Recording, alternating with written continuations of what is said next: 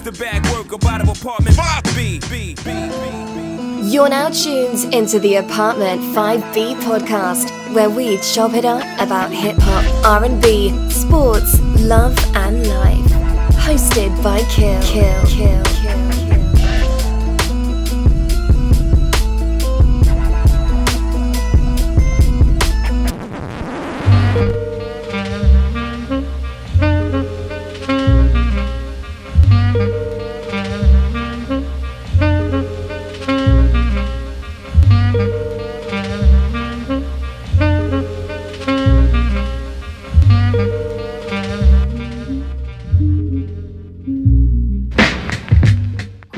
What's good? Yo, here's something funny. I never really realized I say what's good every show. Yes, you do. Well, now you know. I never realized until my man made this every show. When he made the shirt, and I was like, what's good? I was like, why he put what's good 3 times? Like, and then I ended in the show, and I'm like, yo, I really what's good. So, yes, Apartment 5B, my crew is here with me today. As always, ladies first, Portia, what's going on? Not a whole lot. All right. How are you, Kel? I'm good. I was drained earlier. I never knew tears could get caught up in beards, but there were just tears all in my beard today from Nipsey. That was great. I was like doing a video, and I'm like, "What? Oh, that's tears." But I had no idea. So I'm good. I'm good. It's so funny because I'm at work and people are like, "Why are you down?" I'm like, "Yo, it's Nipsey's joint." It's just y'all know me. I'm hip hop, and I guess everybody ain't. So, I'm just like, how do y'all not know it's Nipsey Hussle's thing? Like, is that right? Like, come on, y'all. Like, have some type of. Even TMZ is telling y'all this shit. Like, this ain't like Storm P's wake. Well, I don't expect nobody to know. Nipsey. I got my man Cash. What's going on, Cash? Hey man, what's good? Happy to be present. All right, no doubt. I got my man Vern out the ATL. What's good, Vern? What's up, fellas and ladies?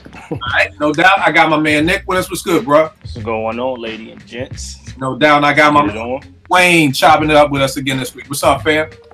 Howdy. All right, great. Yo, let's. Howdy. You got some little knives going on. What happened? Howdy.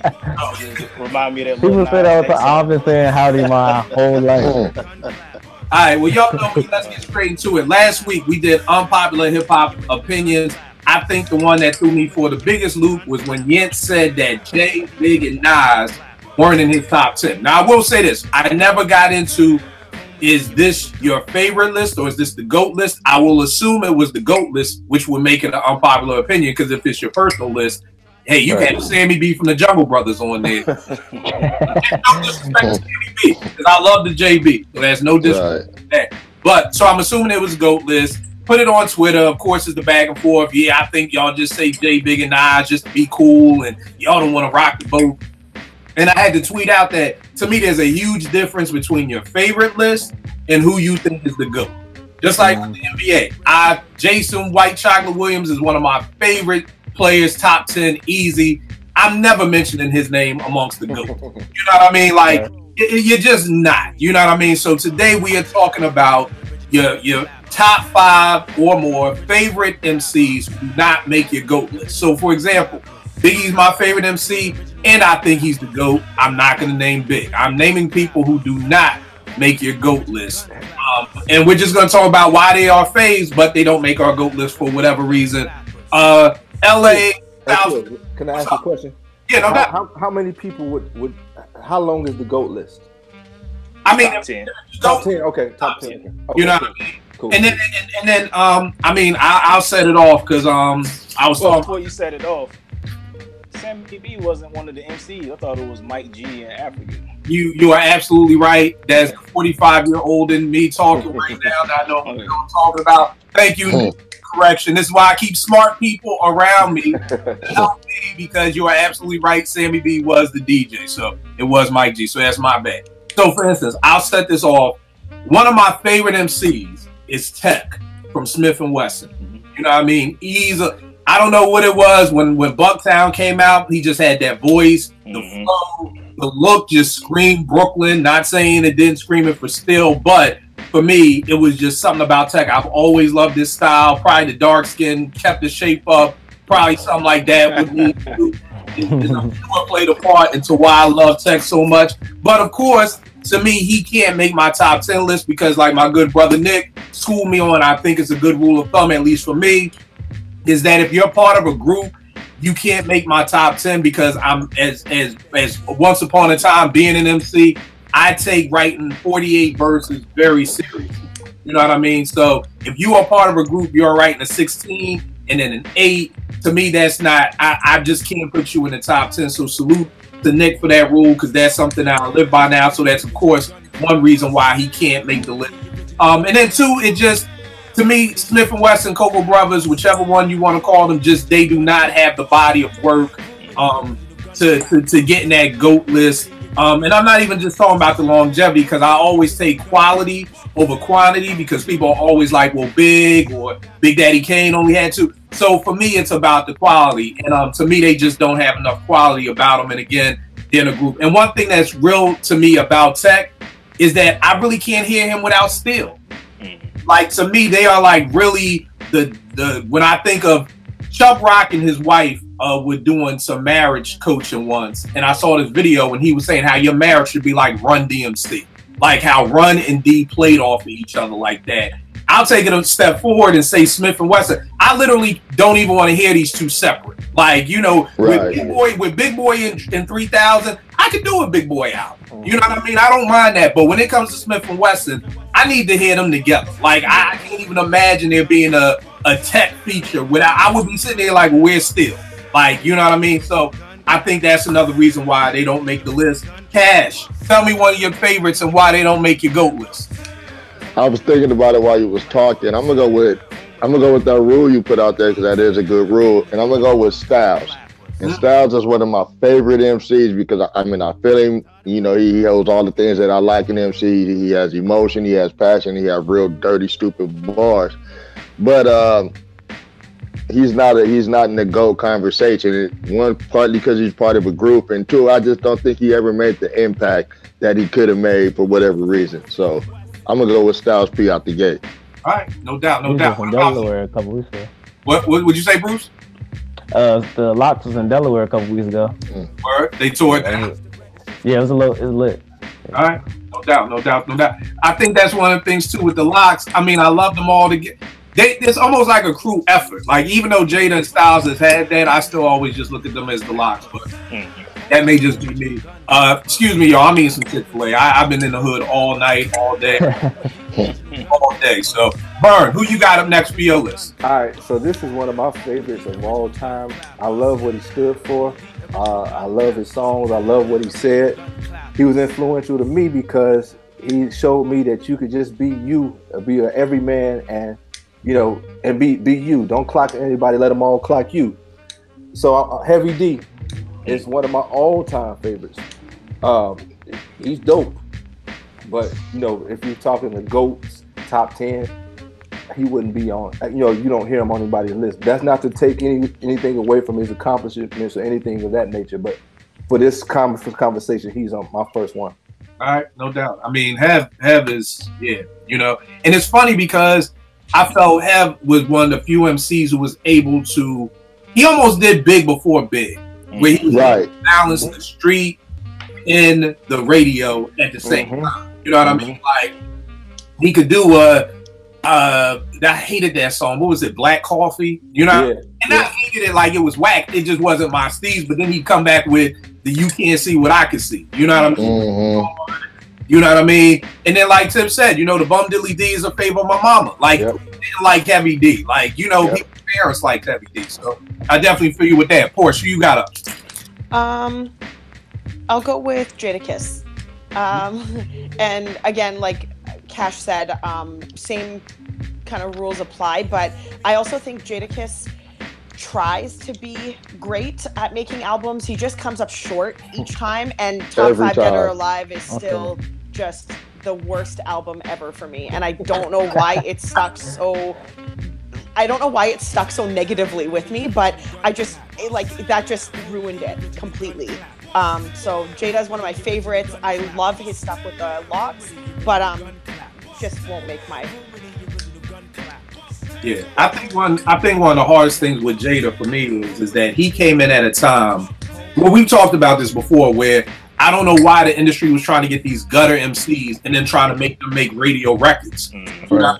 That's the same thing with Cassidy. It was the same thing with Fab. Like, they just don't make good albums, but I don't want to blame them because it's just the time. I feel like if they would have got signed in maybe like a 95, we would maybe be talking about them totally different than we are right now. And I think even with Kiss, with he had the Joint the Champions back, the Green Lantern mixtape. That was crazy. That had me like ready for the album. Then when the album came, I'm like, damn, bro, like what happened? You know what I mean? So I definitely feel you with that. But a lot of that I want to blame on the industry, but that may just be me. Nick, who you got for one of yours? I'm gonna start off with the home team, Andre 3000, and with him, the only thing he doesn't have is like a solo catalog because he checks all of the other boxes: originality, flow, content. He could compete with anybody, in my opinion, on the mic. The only thing that keeps him out of my top 10 greatest is the no solo efforts. Where the one solo effort he has is more like alternative R&B. It ain't rap. You know what I mean? Let me ask y'all this. What year do you think would have made the best 3000 solo album? Between 98 and 2000. I was going to say 98. Yeah, I was going to say 99. Between Aquemini and Stankonia era. Yep. Right. Yeah, I was going to say 99, 98. Yeah. Because I'm at the point where I don't even want a 3000 solo album no more. Yeah. Like, I don't even want it no more. I know some people like, oh, nah, I'll always say, nah, I'm good. I'm good with the memories. he said it best. Like, if you don't have nothing to say, don't force it. Right.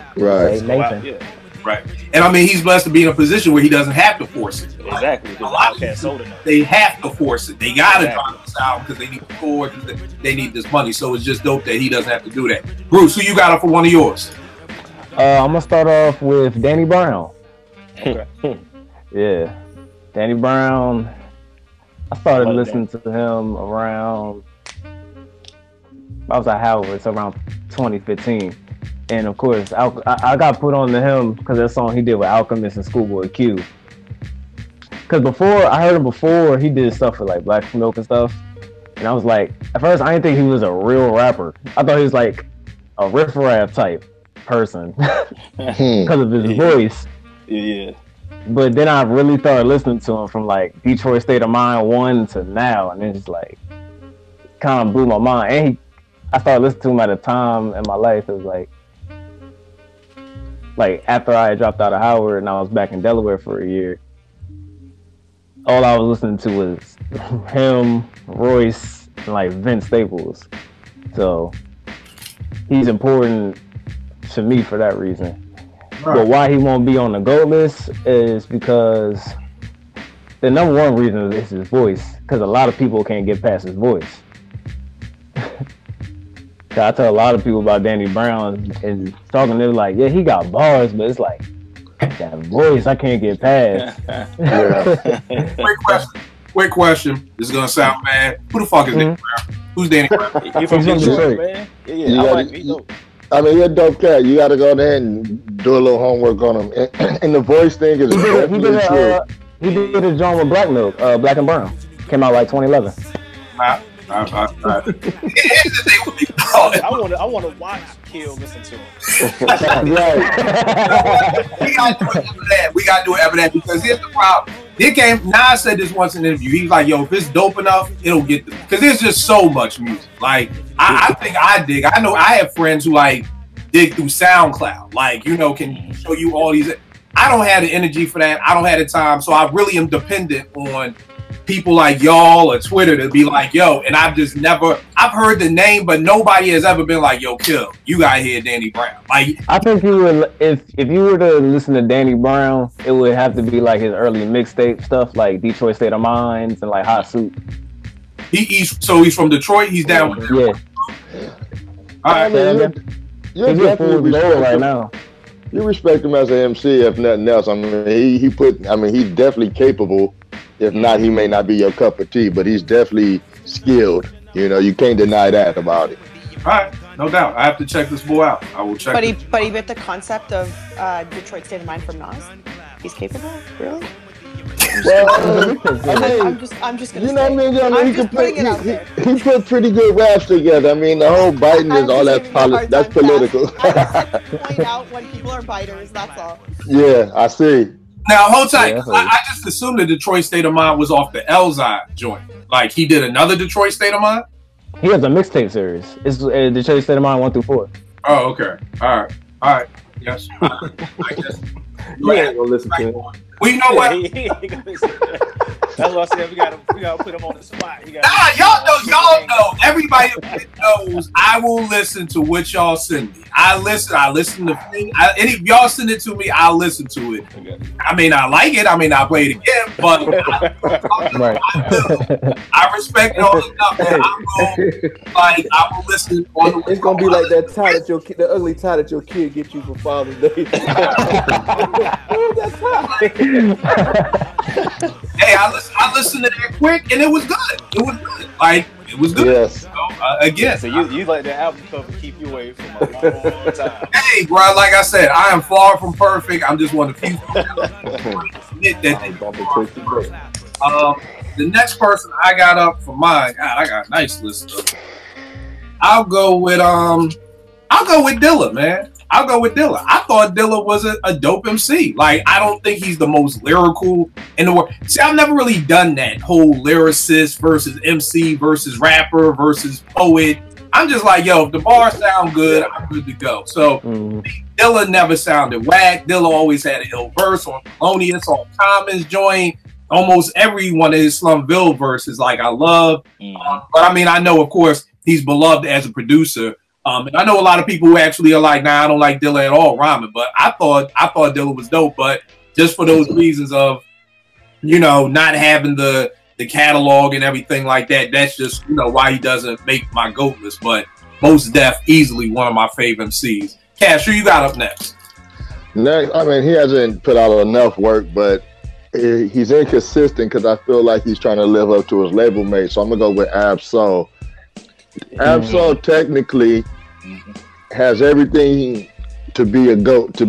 Just to be way better than he's put out. If you ever heard that Control System mixtape, you'll know exactly what I'm talking about. The dude is bananas. But I feel like he get caught up in between what Schoolboy and Kendrick and them doing, and he not doing what he wants to do. Knowing he's on a powerful label, it'll work no matter what, and he ain't doing what he want to do, and that's slowing him down. So I'm gonna go with Ab-Soul, who's one of my absolute favorites, but he keeps getting in his own way. So you think it's the label politics behind it? I think from a fan perspective, I feel like it's personal. Like, I feel like it's just him getting it. It's like when you're on a ball team, you dope, but you ain't playing your position. You trying to play like the star is playing. You know what I mean? It's like you trying to emulate, and your game ain't being consistent because you're not doing the same things that got you where you at. That's how I feel about Ab-Soul. And he's one of my favorites because I feel like him and Kendrick from the same tree, but he's more raw when he's in his element, if that makes any sense. So that's why he's one of my favorites, but he gets in his own way. Would you say it's like possibly like I thought Memphis Bleak was a dope MC, but I always felt like they were trying to make him follow the Jay-Z lane. Whereas if I feel like, what you gonna say? No, yeah, I could agree with that, but I always thought that was Memphis Bleak crumbling under the weight of that hype. I mean, they propped him up pretty big, when they introduced him, and I don't think he could ever lived up to what they tried to prop him up to initially anyway, no matter how good he was. And then when Siegel and them came, it was a wrap. Yeah, pretty much, yeah. To me, the funny thing is that like the joint that he set off the Hard Knock Life album with was dope as hell. Yeah, you know what I mean? Like, y'all would have just let Bleak get in the studio with a Primo and some of them underground cats back in the 96, 97. I felt like but like, do my ladies run that joint? Like, I felt like he was trying to be in the club, whether that was him or the label. But I felt like if he would have just stayed in his lane, he could have definitely had, something to say. What you gonna say, Nick? No, I was just, at the end of the day, he on Rockefeller Def Jam, so we wasn't gonna get that from no album we're not getting like a premier Lost Professor Pete Rock album on that label. That's just not good. Right. Yeah, and I think that that's one of the bad things about it, because the biggest album to me on that label was a Premier Ski, you know what I mean, type album. You know what I mean? So with Reasonable Doubt, with those producers, you know what I mean? Well, see, so, that was on Priority. Right. Yeah, see, that was before. It's hard to call because I'm like, well, we never know, but you know, leave it up to Dame and them. Y'all, like, we run this shit, so Right. You cursing everybody out in the Def Jam office. Well, whatever the case, he needed to take off before them Philly boys got there. It was a wrap after that. Yeah. When they came, even when Beans first got signed, like him and Bleak, like when they had the So What You Saying joint, like when Beans got signed, but that was before the rest of State Prop got signed.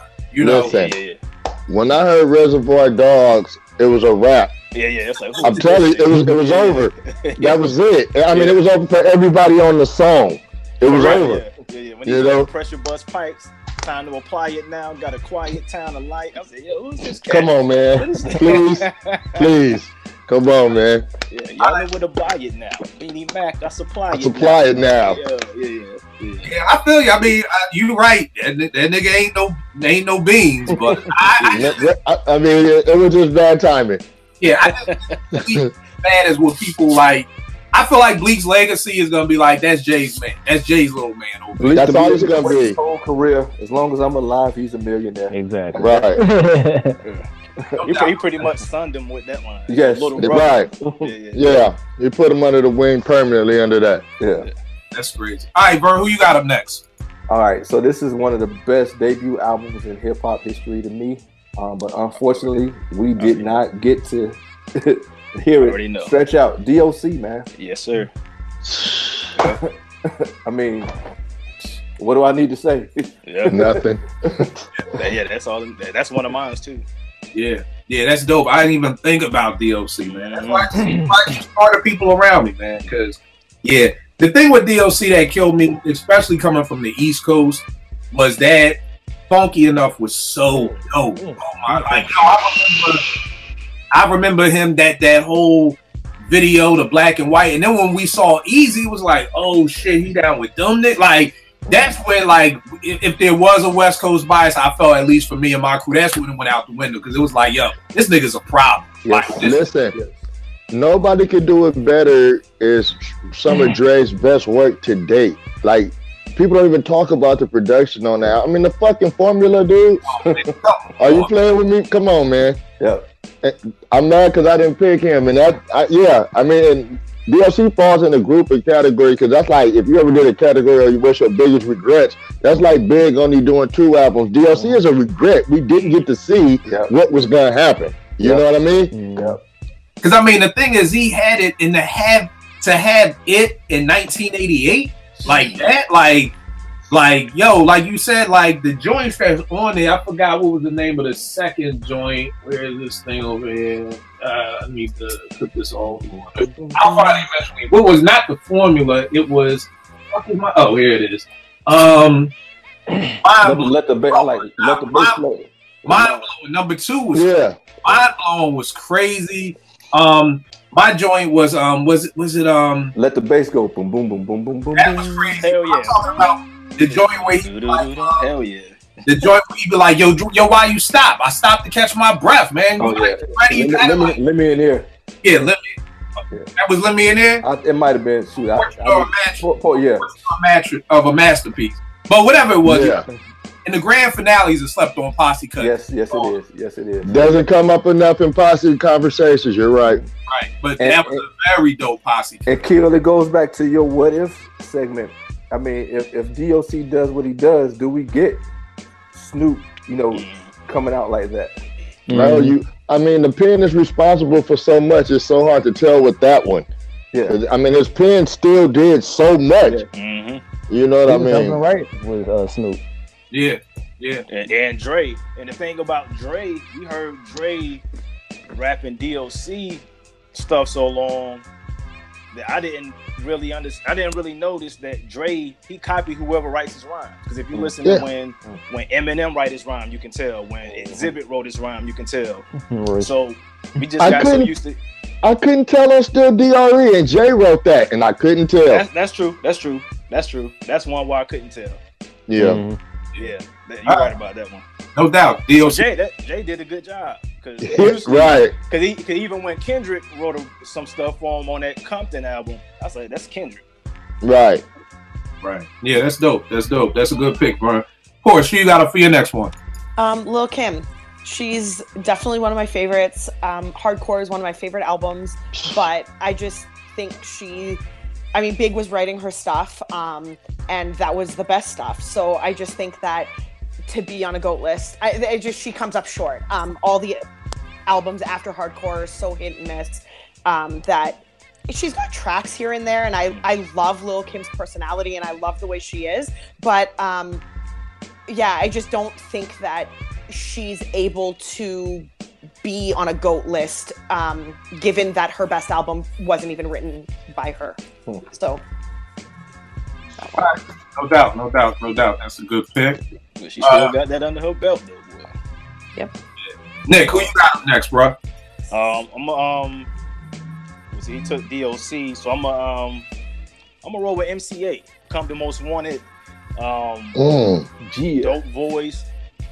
Had the catch, like Gia, like you just knew 8 when you heard 8, and then like the early Compton Most Wanted albums, banging. His first solo album was banging. Then it kind of got spotty, so that's what would keep him out of my top 10. It's because after I want to say We Come Strapped, he was kind of hit or miss to me. But like that debut Compton Most Wanted to We Come Strapped, that's all he.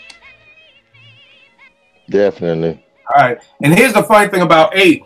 8's last album was dope as shit, man. Yeah. Right. That last album that 8 put out, like That's Way is West. Yeah. Yeah, like the one that Primo executive produced. Yeah. Dope as hell, man. You know. Check that out. Dope as hell. He still got it if you get with the the right producers. You know right. I mean? Right. But I mean, he got a joint on there with Rage that's crazy. Yeah. And some of the dopest beats on there aren't the Primo beats. Like I think it's the other cat he worked with. Yeah, I think Primo did 3, but there's some beats. Other cat did the rest. Primo out the water on that. So if Cass ain't heard that, definitely check out 8. Bruce, who you got for one of yours? Next I got Jeru the Damager. Okay. Yeah. Okay. Now hold on. Just real quick. For folk watching, Bruce is the official young boy of the show now. You know what I mean? Like we always Bruce. I'll take that. Yeah, I mean, it's no. You ain't got no choice. when he said college, that's one of the things I love about this. I never wanted the East Coast, Philly, New York heavy. You know, like I got ATL, I got LA, I got Vancouver, like, and I wanted different age groups too. So I'm just letting people know that may not, be familiar with you. Ain't nothing wrong with being a young boy. The cool, you do a lot. I prefer it. You know what I mean? So you gonna school me to a lot, so I appreciate it. But back to what you were saying about Jeru. Yeah, Jeru the Damager. I've always, out of the Gangstar Foundation, I've always liked Jeru more than Guru. I don't know, it was just something about him. It was like he was just mad, like militant, and he had bars like on "Come Clean." Like "Come Clean" is arguably the best verse ever, in my opinion. Like, what keeps him off of your GOAT list? I was just about to say that. First 2 albums are produced by Primo. Sunrise in the East and Rap for the Math. Rap for the Math is like my favorite Primo produced album. And after that, they stopped working together, and you really ain't heard from him since. Yeah. I mean, he's had some joints out. He had third joint, Heroes for Hire, but they weren't there like that. And he actually had a joint. I want to say, if I remember correctly, an EP that was produced all by Large Professor. You know what I'm saying? That came out? Yeah, that probably came out maybe about 3 or 4 years ago. I remember a song came out. I didn't know they dropped the whole thing. Yeah, like Google go back to it. Came out, but again, even that wasn't that like the magic was going. And from what I've heard through rumors here and there was that it was a business decision for Primo.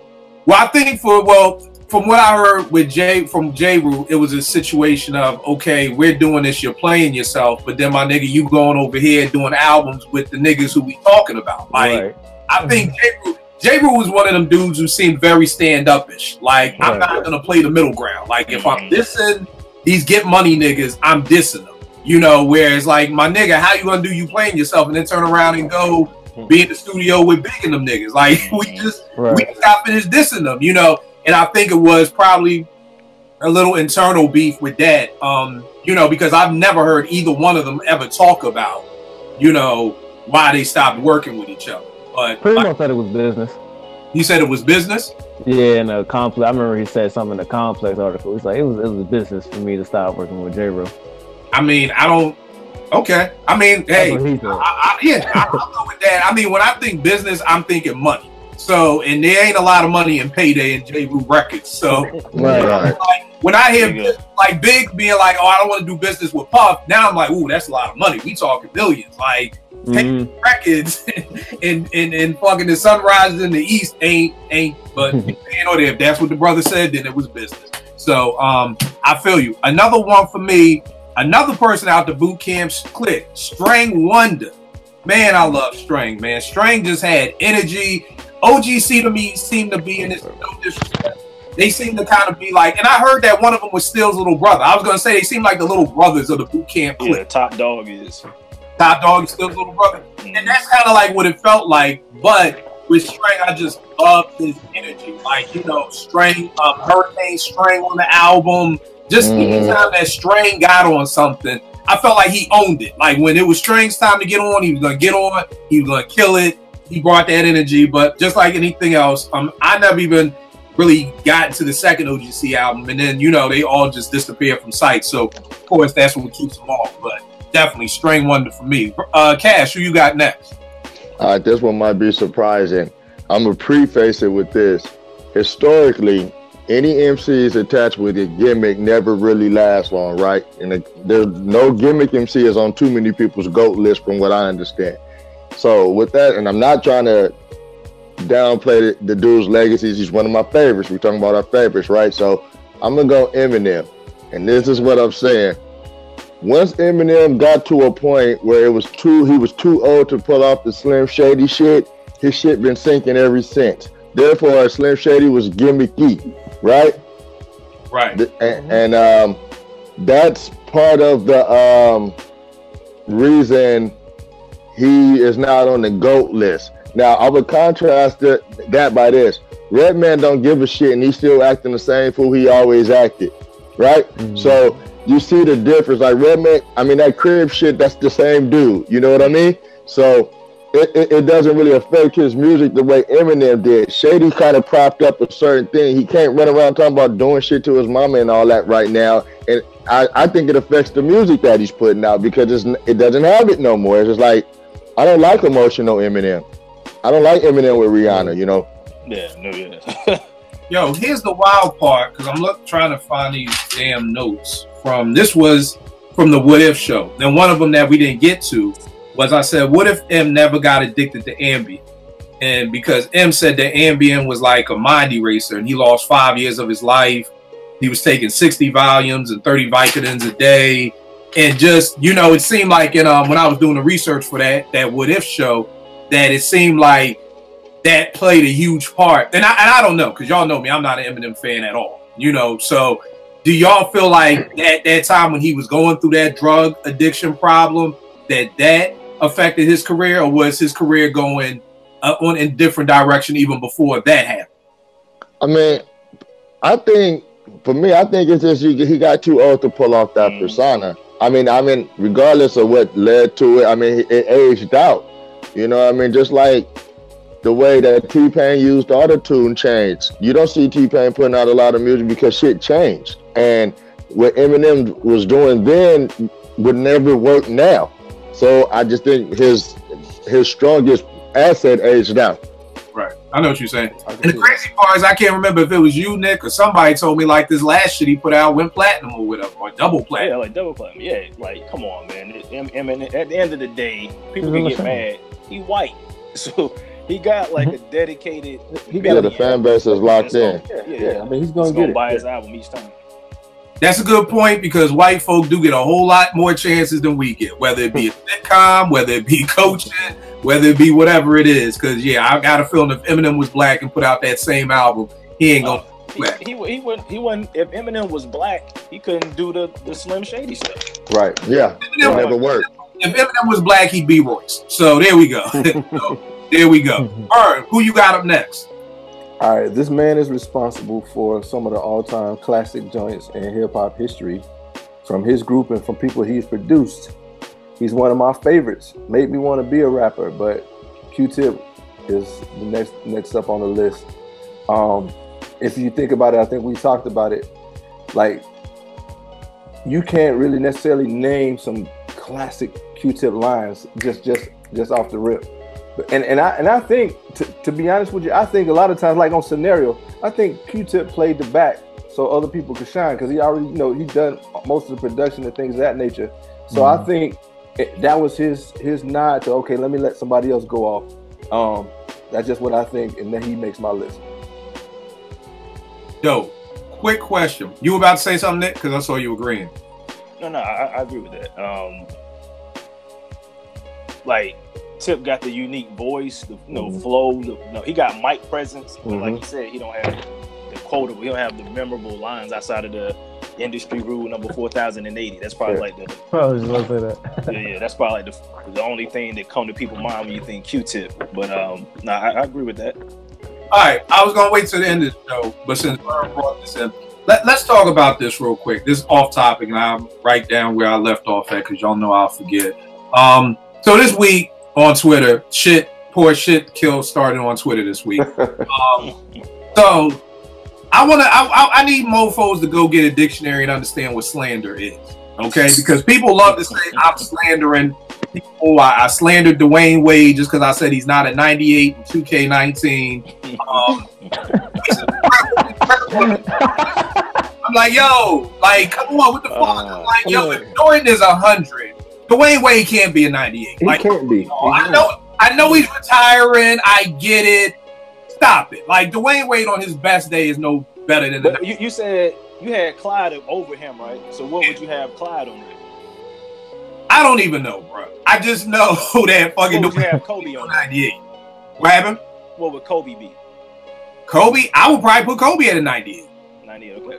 Yeah, like, because that's why I'm like, if Dwayne Wade is 98, then what is Jordan? And if Jordan is 100, then we're saying Dwayne Wade is only 2 points less than Jordan. Right. Like, stop. Right. Like, Stop it. I mean, Stop it. Or maybe a 93. I'll even give him a 95. I'll give him a 95, but 98, we gotta stop, y'all. We gotta stop. And I get it. But the thing was, then people like, oh, you slandering Wade. Me saying you're not a 98 is not slander. Okay? man. You remember me saying Dwayne Wade sucks. He should have never made it to the league. Yeah. The guy in draft. Right. That is slander. Me saying you should be a 95 and not a 98 is slander. Kill. But what's up, Vern? No, go ahead. I was gonna say, but to Vern's point of Q-Tip, I posted this Most Def video. And all I said was, y'all missed the old Kanye, I missed the old Most Def. I don't know how Q-Tip name came up. Somehow somebody put Q-Tip's name and said, yeah, but the poll. Well, I did the poll, but that was somebody said, but he's not as dope as Q-Tip. I didn't bring up Q-Tip's name. All I said was, all right, man. But you know, people think high of Q-Tip because of Low End Theory and Midnight Marauders. Right. That's how they look at it. Right. They're not just looking at the MC. Right. So the crazy thing is so I was like, okay, maybe I'm bugging. I've never heard this before. Let me make a poll, just because maybe I'm wrong. But y'all, Most Def, Q-Tip, who is the better MC? Stop it, man. I mean, do we even have to have this conversation? No, we don't. I don't Bert, I'm telling you, in this 2019 Twitter streets, I don't know what conversation. Dog, I had somebody tell me Dwayne Wade is better than Kobe. I don't even fucking like Kobe, okay? Man, Dwayne Wade, but come on, y'all. So, people don't understand nuance, Kill. It's just like the show we had when I'm wearing De La Soul t-shirts and still buying their merchandise and still going to see them in concert, and I say the Anonymous Nobody was whack. Fools went on a diatribe, and I just asked myself out, and thank God for Portia, because I'm like, dude, I just told you why I don't like it. I'm not slandering their legacy and slandering the culture and all this foolishness, man. I mean, either you stand for something or you hate it. It ain't no in between. People, they need to teach nuance in school because it's sorely needed on in these Twitter streets, man. It's like, dude, I love Layla Hathaway, but I don't like that last album. I don't need to hear Layla singing on trap stuff. I'm still gonna go see her every time she comes to Atlanta. I mean, bro, I love my wife. Do I love everything she does? No, you love your mama, but you don't love everything she does. So how are y'all so stupid when it comes to your favorite rapper? Yeah, like everything it's like, do. Come on, man. Yeah, you're right. All right, so yeah, so it's so bad that I went out. Now I'm gonna post it tomorrow. I made a Best of Q-Tip production mixtape just to show I'm not. I want to put out a peace treaty for everybody because I'm like, me saying Tip isn't a slight on Tip. Like, yo, so I'm with you, Vern. We got to get away from this. Not slander. And then I just hate when mofos got to make mountain out of molehills. They're like, oh, you look at it from a discography. Like, who is the better MC? Well, if you look at what Q-Tip, well, you know, he's a producer too. Motherfucker. It has nothing to do with being the MC. You know, he got 3 classes. Oh my. Why? It's a very simple question. You're in a cipher. This is not rocket science, as y'all like. A man about Kobe. He's like, well, Dwayne Wade, if you look at the eye test, nigga, in a one-on-one, wins. Like, just stop it. It's not. I try to make very dumb questions that are very simple to answer, but mofos do that. So, yeah, absolutely right on that, Vern. Tip is definitely one of my favorites, but he doesn't make the GOAT list. Porsche, who do you got up? Well, I had Q-Tip, so I'm gonna pass on that. So I'm gonna go with Redman. And I love Redman. I think he's had solid albums. His first 3 albums were amazing. A lot of replay value. Like, there's nothing bad I could say about any of those albums. But Redman is silly. Redman is all personality. I don't think that he doesn't make my GOAT list because I can't really get insight from him. I can't get wisdom from him. I can't get a lot of things that my top 10 MCs do provide. So for me, Redman's one of my favorites. I'll check for everything he puts out, even if it's whack or trash, because I think he's fun and he's got great personality in every track that he puts out. But he just is not GOAT material for me. No doubt. I feel you. Nick, who you got? Yeah, same thing. I'll just piggyback off of that, Redman, because the lack of content at the end of the day. Like, with Redman, you know what you're gonna get. You're gonna rap his ass off. You're gonna talk about smoking weed. You're gonna talk about smashing chicks. You're gonna talk about Superman lover, but you're not gonna get much more than that, you know. And it's kind of like when Cash was talking about Eminem. I think the same thing can kind of be said about Redman. It's like, I don't need new music from Redman because he's not going to give me anything new content-wise. He got to be approaching 50 by now. It's like, you know, let me know what you doing now at 50 instead of rehashing what you did in the 90s. But let me ask y'all this, because Legend always tells me this. I just don't like rapidy rap rappers. Is that how you look at Redman? Because Redman, I forgot one of the BT ciphers he was on recently. He blew that shit up. But he could rap his ass off. So, but is it so? Are you just past the age of just wanting to hear people just rapidy rap? Well, it ain't just that though, because like some of the beats, man, you heard his later stuff. Like the production ain't as strong, so yeah, like just the overall quality. But let's just say we give Redman the dopest beats in the world, right? But he's just rapping the same shit. I would like it, but it's not going to impress me because I've heard him do it at his peak. Okay, all right, makes sense. Bruce, who you got up next? Next I got Fontigga. Okay. Yeah. Okay. Yeah, Fonte. What's keeping him off the GOAT list is his R&B. Not that his R&B is bad, but it's like he only has 2 rap albums. All his Foreign Stain stuff is mostly is like 80% R&B, and plus he had the Little Brother albums. So it's like for him to be on the GOAT rapper list, I would need him to rap more. 'Cause I remember when he dropped the album he dropped last year, I was telling people like, "Yo, Fonte just dropped the album." It's like he on that singing shit. Like, nah, he's actually spitting on this one. Right. I feel you, and it's funny because Fonte is slow. If he drop, I feel you because I'm like, if he drops another rap album, he may be able to creep closer to my top 10. I'm not saying he's not nobody else, but who said that? Vern? Yep. All right. Yeah, he's creeping very closely because he's giving me. He's got the bars. He's got the content. Exactly. He's got all those things. But you're absolutely right. You know, with the back and forth. And to be honest with you, I didn't like this new EP at all. Like, yeah, I was about to say he was out the R&B EP. I mean, I know people lose their minds over it. I feel like because it's Fonte. Because if this was my new R&B singer, BB, nobody would be like it. Right. Niggas would be like, yo, that's cool. But, not that ass. You know, niggas be like, well, BB need better beats. Like, I ain't really. But if it's Fonte, I think Fonte is at that level for some people. I don't want to put him all the way there, but he's almost at that point where I feel like Fonte could just hum for a whole album, and people would be like, oh yeah, just hum Fonte, and I'm just not fucking there yet, where you could just hum on a whole album. So this is the same Fonte that beat Tupac in our MC bracket, right? Hey, same Fonte. I just want to make that super clear that Tupac was only able to beat Sadat. Boys, your memory. This is why people don't know that I asked Porsche to remind me about shit because her memory is the best out of everybody I know. I'll be in Porsche. Please remind me of this and please remind me of that for the show because your memory is uncanny because I've forgotten all about who beat who or whatever. Well, Fonte beat Tupac. I just want to put that out there for all the people viewing this and not have not seen the MC bracket. Fonte would have voted Fonte too. I ain't gonna. Wow. Okay. All right. The next person I got Geechee Sway from Camp Low, man.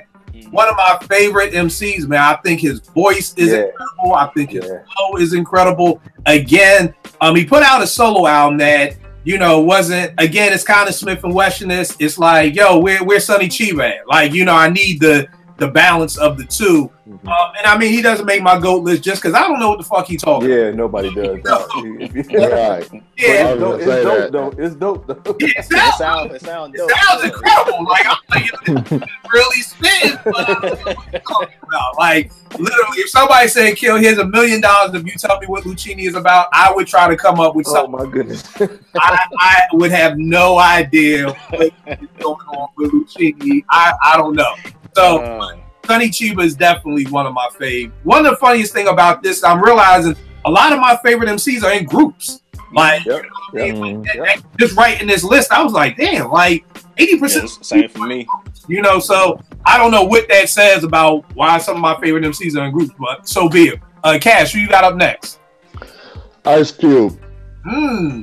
Ice Cube is in my top 5 favorites. Top 3 most important.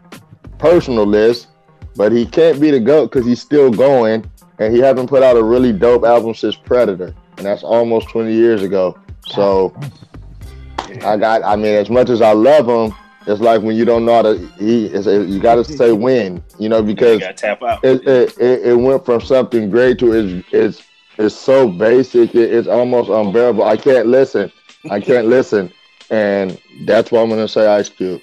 Well, tell me, so do you think, and Cash, for people who don't know, is a very dope MC, and we're going to speak on that later before we end.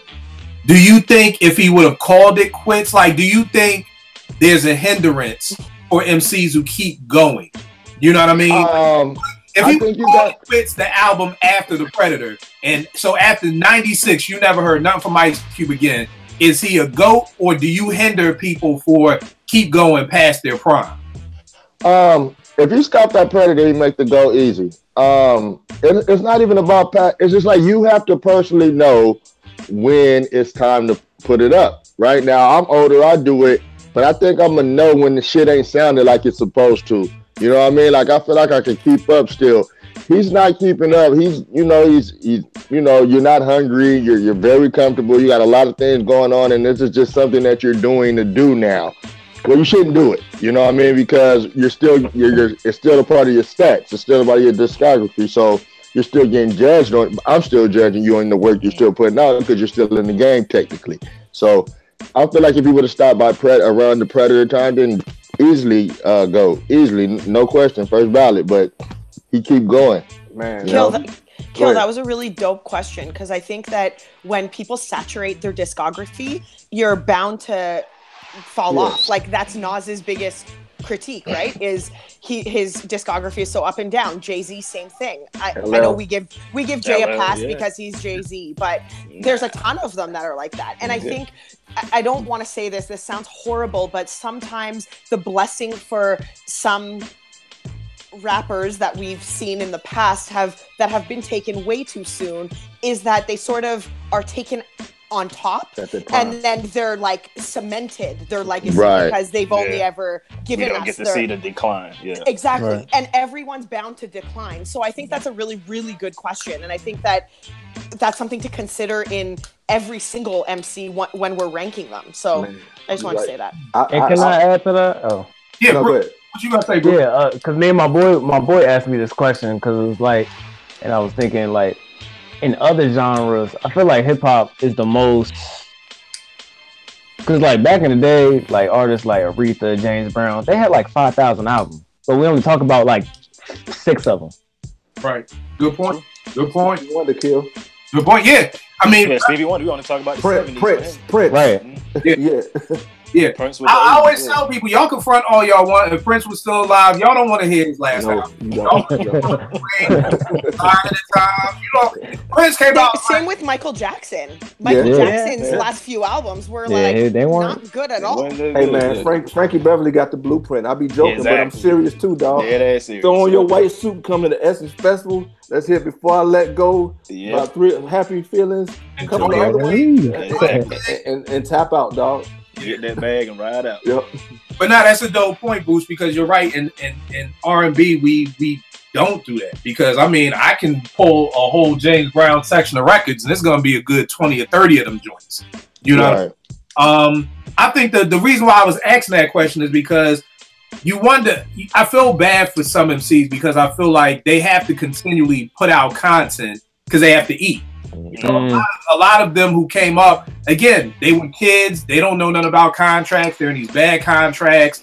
Like with Daylight. Like, it's obvious they're not getting no streaming money. So it's almost just like just to continue to survive, I have to put out music, even though I may know personally I'm not as good as I once was. But what's the other choice I got? Like, what's you tore the classic. They toured heavily. Big Daddy Kane can just tour his first 2 albums. He's been saying that forever. Prince of Darkness, It Looked Like a Job for Daddy's Home. Forget all of that. Dude, it's a Big Daddy thing. Long live the King. He can still perform. Like, he's still a great performer. Right.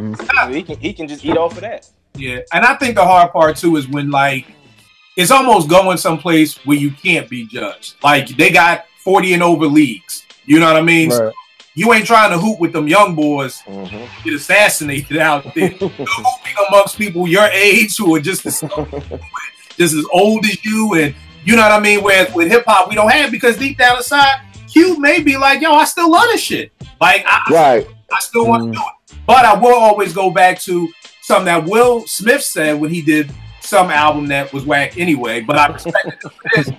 What that was, he said, I took a break from everything. I wasn't doing no movie. I wasn't doing anything. I put all my energy into this album. And I do. I love it. Because you said it was whack. Anyway. It was whack. But even it doesn't matter if it's whack. But I think it would have been even whacker if he was filming 3 movies. Right. Yeah. I feel like if you still love the culture that much that you want to do it, then you owe it to the culture to then put more time in it. You know, so if Cube wants to make an album, put down the Big Three League for a while. You know, put down Friday after Friday. Like, put down everything and just really hold up. And I've said it before, like, even with Common's Nobody's Smiling, which was supposed to be about Chicago. I'm like, if you want to make that album do it the right way, you and Nobody got to go to Chicago. Y'all got to do this whole court in Chicago. Y'all can't do it in LA. You have to go to Chicago. You have to be part of these town hall meetings. You have to go to some funerals. So it's almost like Doug said on 5 Heartbeats. If we're going to do it, let's do it right. You know what I mean? I feel like if you're going to do it right because you still love it, then you owe it to them to be like, look, I can't do no big. I'm going to step away from this. Get your peoples in place to do that. I'm going to just be writing rhymes and everything. So, I definitely feel you on cue. Vern, what's another one of yours? All right. This is one of my all-time favorite hip-hop albums. Personal classic. Not going to be in anybody's list of classics. But the UMC's Fruits of Nature. So since it's one of my most favorite albums, they're going to make this list. They're not going to ever be on anybody's list of dope GOAT MCs or whatever. But for me, what that time represented, what the music represented, I'm giving them a shout-out today. Hey, that's dope. Blue Cheese, the first beat I ever rapped in front of people on at my sister's house party. So yeah, definitely. That's dope. What a lot of people don't know is one of them dudes became a producer. I want to say he did Apollo Kids for Ghosts. Haas G. I mean, Haas G. Yeah. So that's Cool G, I don't know. Cool. One of them. No, it was Haas G. You got it. It was Haas. Okay. All right, Porsche, who you got? My next one is going to be Foxy Brown, and same thing, kind of as Lil' Kim, I guess. Like I really like the Il Nana CD, or album, I guess. I loved it. I thought it was good. I think Foxy's a really, really good MC. I love her delivery. I love her cadence. I love everything about her. And she's so different from Kim that it was good to have both of them kind of in the same time period. But I think much like Lil' Kim, Foxy Brown's albums after Il Nana were just a steep decline from that. So I just can't really rank her as a GOAT. So yeah, it was disappointing. Me personally, I think Broken Silence was good. You know what I mean? That was. Like, that there's good joints on there, but it's not like, I really liked Il Nana. Like I barely skip anything on that album. So yeah, it's just not the same. Broken Silence, when she was doing the more the West Indian shit, and I always felt like if she just rolled that fucking wave a little like more, nobody was touching her, and she didn't do it. I remember the video with the whole crew, with the fire there and all of the Jamaican Broken Silence was nice. That was like a redemption, but it didn't hold up. Nothing held up. Yeah, that's a good point too, Cash, because that could have been like her little side gig. I forgot the joint she had about Brooklyn. That shit was dope. That was the Brooklyn anthem, BK anthem. That BK anthem. Yeah. Dope. But yeah, I definitely feel you on that porch. Nick, who you got? I'm gonna go with Casual from Hieroglyphics. Like that whole crew is just crazy on the mic. Casual is probably the best to me. Like this pound for pound MC, the mic presence, the voice.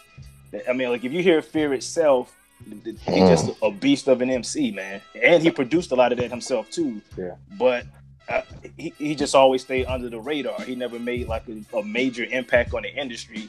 That's pretty much the only reason he doesn't make my greatest of all time list. But like if you love rap, man, like you got to get that dude a spin. Yeah. I think the thing with me and Casual, his voice never caught me. You know, his voice. I can see like Dale. You're not thinking about Dale, right? No. Dale, my nigga too, though. I think Casual just didn't have that voice that like ever really stood out to me. You know what I mean? Like I know he was nasty, but the thing with Casual, all of them for me was that damn battle against Saphir and them in the Hobo Junction and how they got washed, and it just kind of killed it for me because they got washed. By Manly Saphir himself. By Manly Saphir. I mean, he washed the whole crew. Hold tight. This was a live battle, or Bro, this was a live battle on the old school LA radio station KDAY. They had a little beef up in Oakland. Sway had the wake up show on KDAY. Sway set the battle up with the Hieroglyphics versus Hobo Junction, which was Saphir's crew, but Saphir washed them all. I'm telling you, and I mean, it wasn't even close. And it kind of dimmed their light for me. Like, I swear I never looked at Hyro the same. funny tidbit, opened up for them as a teenager. I really was a big fan because as a West Coast kid, I loved a group that did something other than gangster rap. Because it was real innovative for us over here that just loved the whole spectrum of hip hop. But seeing them get washed, listening to them get washed like that, it's like when Buster Douglas beat Mike Tyson, bro. It's just like, what the fuck just happened? You know what I mean? Yo, they got this on YouTube. I gotta hear this. You gotta find, you can find it. And to be clear, everybody that don't know Saphir, that's Cousin Harold that got shot in Menace. That's Saphir. Cousin Harold, right. Yo, that's crazy. And he watched all of them dolo? Yeah, dude, I mean, his crew was throwing in, but it was him doing the heavy lifting. And it was so bad because it wasn't that heavy. He just killed him. I don't think, to be honest, to be fair, I don't remember if Dale was there. I don't think Dale was there, but it was everybody else. Everybody was there. Souls. Yeah, Souls was there, and Kaz. Yeah, the rest of them was there, but not Dale, right? One that wasn't there. Yeah. Now, tell me this, because I wasn't always a big Hyrule fan like that. Was this like Nick? Was this like what you said, like with Cube and Common, where it's like Common caught Cube on the downfall? Was this like hieroglyphics? No. This was like what, 93, 94, 95? This was at their height. They was hot. Yeah, this was at the height. Yeah, and it was just like it's like it was some Oakland shit. See, I'm from LA. I told you about that, kid. It's like we're not really privy to what they be having going on and vice versa. But it was some underground grassroots shit that spilled over, and somehow Sweat was like, fuck it, let's do it. Mm-hmm. They did it, and they got washed. I swear I'm going to go to my storage. I got it on the cassette tape. I got it. I got to hear this. I got to hear this. No doubt. Yeah, I was a big Tajay fan. Yeah. OPO, all of them. Yeah. Yeah, that's crazy. Well, at least they got 93 to infinity. I ain't know nothing about that, Joy. Bruce, who you got up? Go Rhapsody. Okay. Rhapsody is one of my favorites. I think the biggest thing for holding her back is Jamla. I'm joking. Yeah, I agree with you. I agree with you. No, what you say, Nick? We sexist. That's funny as shit. I might be part of it too, but it's like nah. But yeah, it's like I love Jamla. I'm a huge Knife Wonder fan. Knots, Crisis, all them. But it's like when you hear like a Jamla album, sometimes it feels like the same beat over and over, but it's like 8 different people. Now wait a sec. Yeah. Said that shit. I don't, because y'all always say I come for Knife and them. There's a witness. No, we said it with the Smith and Wesson album. I said it. Like, y'all because every time something about Jamla come up, it's like, oh, it's not. Somebody else said it. Ain't just Kill. When I first met Kill, because he know I'm a big Knife Wonder fan. We had this conversation, and he kind of made me like think differently. It's like, you know what? Knife's great, but he's not what I thought he was. Like, you know what I'm saying? Because Knife was in like my top 10 ever. Bruce is one of the people who come out to my teen center and been in one of my men's groups before. Here's the thing: this is not Knife Wonder slander. Before y'all get started, not at all. This is not slander. Don't let Kill brainwash you, man. If Knife on your Mount Rushmore, keep Nah, it's not. Nobody. Nah, you finish, Bruce. I would like to see Rhapsody on like other productions. Yes, sir. What got me on the Rhapsody was that song she did with Primo, Kingship. That was the first time I ever heard her, and I was like, "Yo, who is this? She's nice as hell." Yeah. All right, no doubt. Rhapsody is a dope pick. It was always something. I don't know if it was her voice or her flow or the beat or something. I mean, I think she's extremely dope. Like, don't get it twisted. But I sometimes wonder, is Rhapsody the go-to female MC because she's the only female MC right now? Like, you know what I mean? Like, if what's that other chick? What's the other chick? I can't remember her Megan name. Stallion. Portia, I'm sorry, Portia. It's some sexist pigs. Yeah. What's that other chick? I was answering the question. I hadn't made that's what we were talking about. No, This whole segment of the video just had Sean Price on. A whole bunch of female, like when I again, I'm. You know what? They get a pass. Fonte beat out Tupac. That's all you gotta say. But they get a pass. Right. I gotta just chill. Are you talking about Il Camille? There's a couple of them out there. They're just not really. But I think that's the thing. The fact that Nick is still thinking 38. No, because Amy always posting her, the light skinned chick. Come on, man, y'all know. Light skin shorty from It's a light skin rapper. everything is about where you from with me. When people be like, "Yo, you went to Morgan," I'm like, "Yeah, my man, where you from?" I know everybody from where they were from. I'm a find it. All right, so for me, like again, coming up, you had Light, you had Latifah, you had Moni Love, you had Antoinette. Like you had a slew of dope female MCs, and I always just wonder, could any of them on your top 10? Nah. Favorite or go? Light is definitely a favorite. I don't think it's a GOAT because I don't think the quality of those two albums, and don't get twisted, I think Light as a Rock is a 5 mic album, but her Eyes on This was a very dope album. And then again, and I hate to always keep bringing the industry in this, but by me doing radio, it's like doing Excuse me. a whole nother side of this game. Like, and I think the sad part with hip hop is when Light was on to her third album, hip hop was going in a different direction. It's like, really, if you listen to Comments I Used to Love Her, that's really literally the roadmap to, you know, the different streets and different turnoffs that hip hop was taking. And Light, if Light was been able to make an MC Light Brooklyn album, it would have been different. But then she had to get into the Roughneck, you know, she had to start doing radio songs, you know. This is when we got it. And it's funny, Vern, while I'm here, my old self, I gotta say this now before I forget. Remember when we were talking about ghostwriting for choruses? I was thinking about this with Ev, and I was like, yo, here's the wild part. Choruses didn't even become important until 91, 92. Because when you think back to EPMD, You Got to Chill. Yeah. You know what I mean? Strictly Business. What was the chorus? I shot. Paid in full, had scratches. You know, this thing, like, we really didn't have choruses until now we need to be on the radio. So now we need to come up with this catchy chorus now all of a sudden. And I felt like Light did that. So no, Nick, none of the females are in my top 10 as a GOAT. Light is probably as a favorite, but I've just always wondered. And again, could Rhapsody really bang with those people? You know what I mean? think she could. I think she could. And I agree with what my man said. I think if Rhapsody got with some other producers with some other sonic, I think, because she's dope, bro. I was just actually listening to her on the way home today. That joint, where they flip Holy Smokes and G Wiz.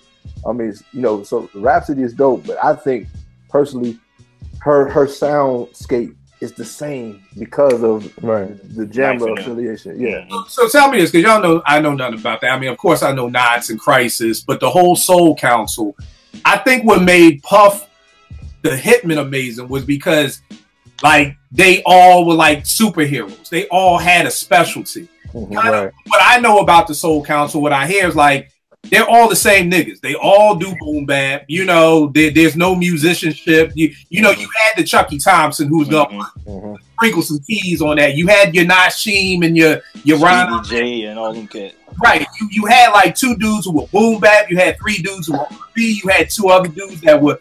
So is it that the Soul Council are all just boom bap producers? Is that they're just too much alike? Yeah. It's like everybody. Like Ninth Wonder got producers that sound like him.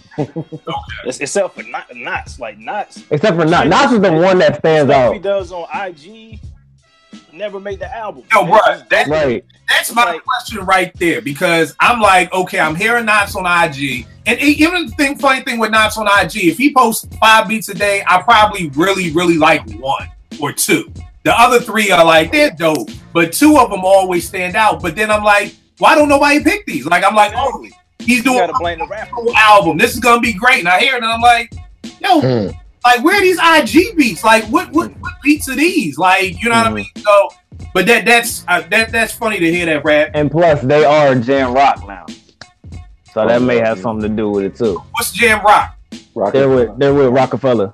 I mean, not Rockefeller, Rock Nation. My bad. Rock Nation. Okay. All right. Yeah. Well, God, prayerfully, I'll get somebody who can do something different.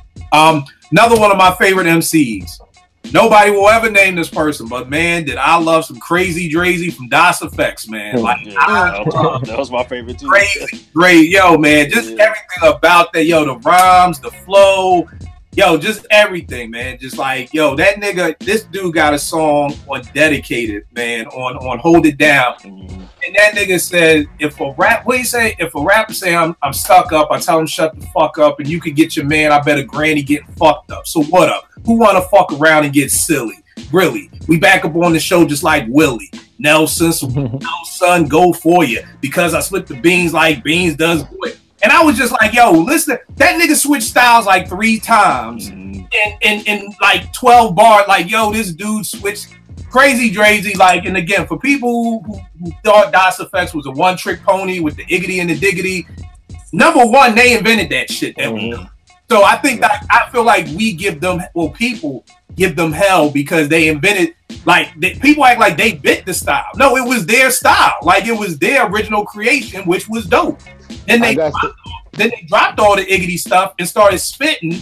You know, I understand the beats on Straight Up Suicide weren't, the greatest beats, but lyrically spitting, they killed that album. Then Hold It Down with real hip hop, with the P. I love real hip hop. That P remix. Stop. People got to stop talking about DOS Effects like they was a one-trick pony and they were like a one-hit wonder. Like, it was dope. Hey, listen, Kill. It's funny you bring that up, and real quick, because nobody may agree. I'm gonna tell you that is the single argument between our time and today. This is what I'm gonna tell you. Perfect comparison to DOS Effects to now. Migos. Everybody bite their shit, and everybody all right with it. It's the exact same shit. They are DOS Effects today, but it's okay now to just take somebody's shit and completely run with it. It's the exact same shit. Yo, here's the wild part. You are about the 5th person who has told me that. You know what I mean? I can't wholeheartedly agree. I can't disagree because I've never heard of Migos. I've heard songs. I just don't think Migos are nice. So I think I'm not saying nice. I'm just saying that style that they brought. Everybody, it's like when Iverson started crossing niggas over. Everybody had to try to have it. It's the same thing. I see. That's the things got raped. After Ice Cube put him on that fucking remix after the last time the iggity shit was acceptable, on that Check Yourself remix, that was 1 year after they dropped, bro. Yeah, you're right. And then the whole shit was gone. Yeah, you're right. I see what you're saying. Who you got next, Cash? My next is simple because he's just too smart for me. And I mean, he's fucking phenomenal, but he's not exciting, but he's just technically super duper sound. I'm gonna go with Genius, GZA. Okay. Yeah.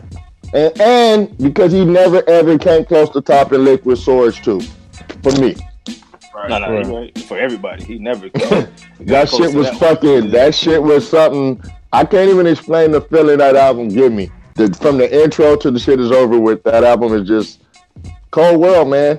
Yeah, the closest thing for me was probably the joint he did with Muggs. Yeah, that's all the size of my shit. Second favorite. Just album.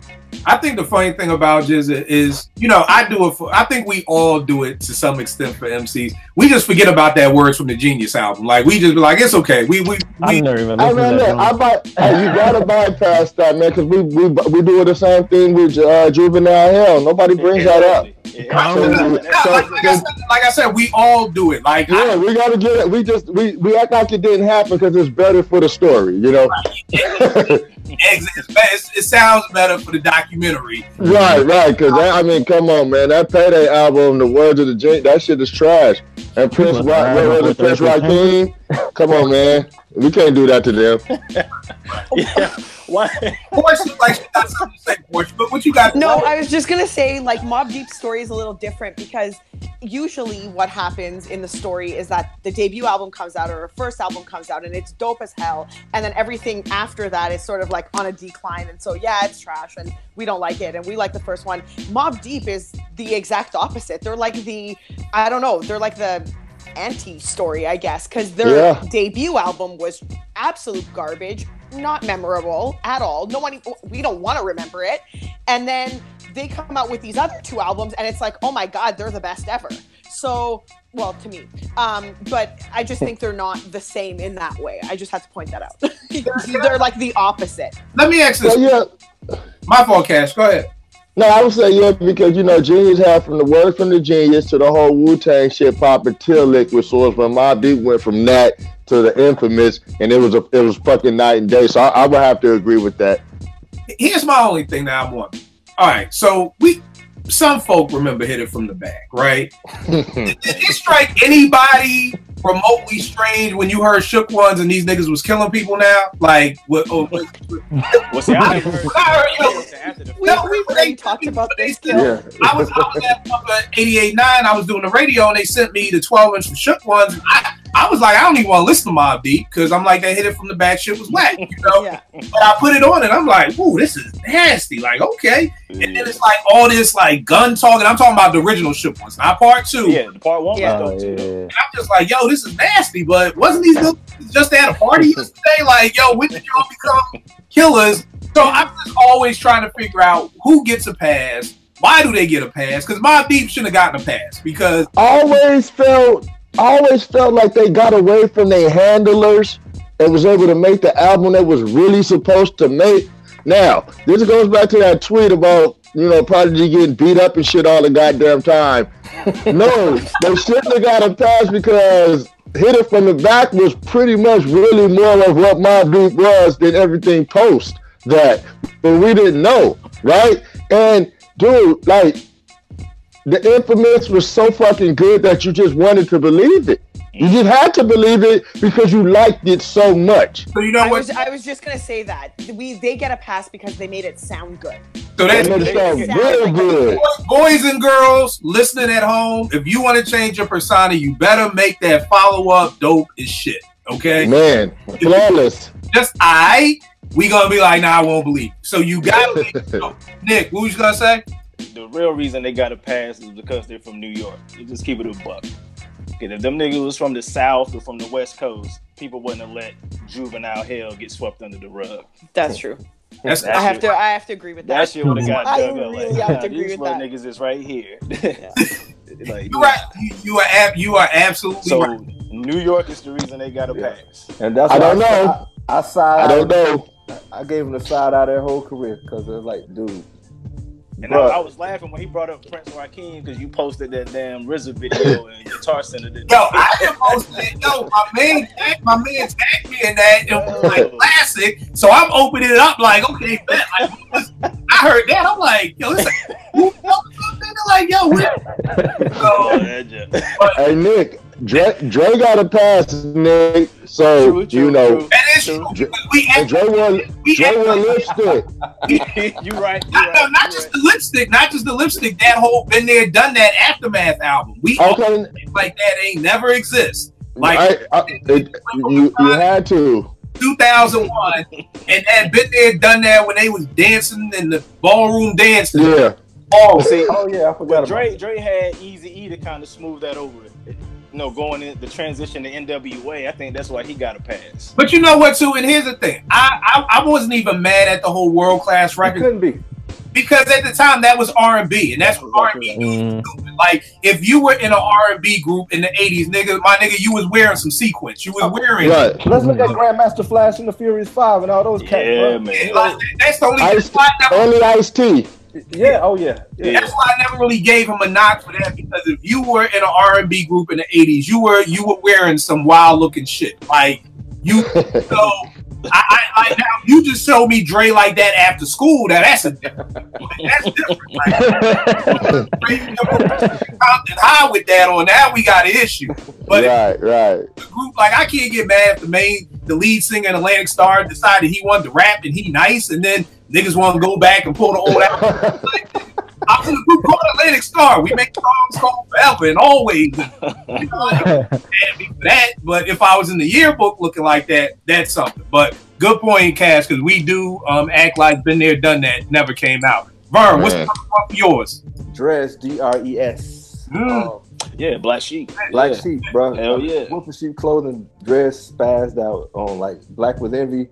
And dude, what he did to the Legion on Jingle Jangle was just rude, man. I mean, he destroyed them cats on their own song, just got them out of there. He still makes music. He had a group with Jerobi. Can we call a timeout? Let's do a 20-second timeout right there. I don't want no more super groups. And they ain't even super groups. Like Dress from Black Sheep ain't even a super. This is like a mid-tempo right here. Let's stop this shit, dog. Like a whole bunch of nobodies got with some other nobody and saying, let's make a nobody group. Like, what did you do for the Lost Boys? What did you do for? Let's come together. Jerobi, we do not. Bell Biv DeVoe. We don't need. Bell Biv DeVoe was the first and last time that shit will ever happen. That was the last time that you will take 3 non-singing motherfuckers and blow everybody out the water who could sing. Like, the only time that shit was ever gonna happen is never gonna happen in life again. Stop doing that. I do not want no Jerobi and nobody. I do not want like eyes from the youngsters, the people 20 years later talking about we the illegal youngsters. Like, no. Wow. Everybody go back home. I gotta stop this. Somebody gotta stop this. Nobody. Man. No, we do not need to be. There's nobody my goodness. from ABC to make a group and not Mad Proud ground. Like, no, stop it. I told y'all I saw Positive K. Like, I'm still not having it. 30 years from the original. We did not need a follow-up. No, I'm not having it. And then it's a whole cartoon video at that, and they sound horrible. Like, stop it, y'all. Tour. Find you a good tour manager and get on somebody's tour. Like, I was arguing with Scratch, and he was like, yo, it don't matter because Antoinette and MC Light about to make a song together. Yo, 10% this came out in 1989. My nigga, I was in 9th grade. I'm 45. Don't nobody want to hear no Antoinette MC Light unification song 30 years later. Oh, boy. Like, not 2019. Stop it. Like, Cat, you got to know when to just hang it up. Yeah. This tour. That's it. I apologize. I don't even know who the next. Yeah. You got to stop that. Oh, it was you because you was talking about Dress and Jerobi. Yeah, and that's what, and to your point, that's what I'm saying, because he still puts out stuff. And I'm like, dang, man. I checked for it because I respect him, but it's like, oh, man, no, let me go back to this Wolf and Sheep clothing, you know, because... Yeah, to me, sometimes it's just about that energy. And I mean, when even Flavor of the Month, when that came out with them Herb Albert trumpets, it was just dope. And the look was crazy. It had the milk truck, you know, Mr. Long had the ill step up high top fade. Like, it was the visuals too. And just everything about, I mean, and of course, you know, the choice is yours. The Style remix, not the original, but the remix. Oh, man, thank God for that remix, man, because that oh, my goodness. Yeah. But, I mean, they put out one of the best albums from the Native Tongue Collective. I mean, that album stands up. Like, that shit was great. Yeah, you know? Great. What was the first song? I believe I Had a Dream I Was Hard or what? Yeah. And that was apropos for the time. Yeah. Like that, it was just crazy. But yeah, that second album it wasn't there. And I don't know. I'm still going back to maybe it's the Samson. You cut your high top fade because Mr. Long had a afro in the second album. I mean, but Dress carried him on the first. You know, Dress was Black Sheep. If we right. Yeah. So. Yeah, no doubt. I just think sometimes they just be so great. Them first albums, man, it's just hard to top some shit sometimes. True.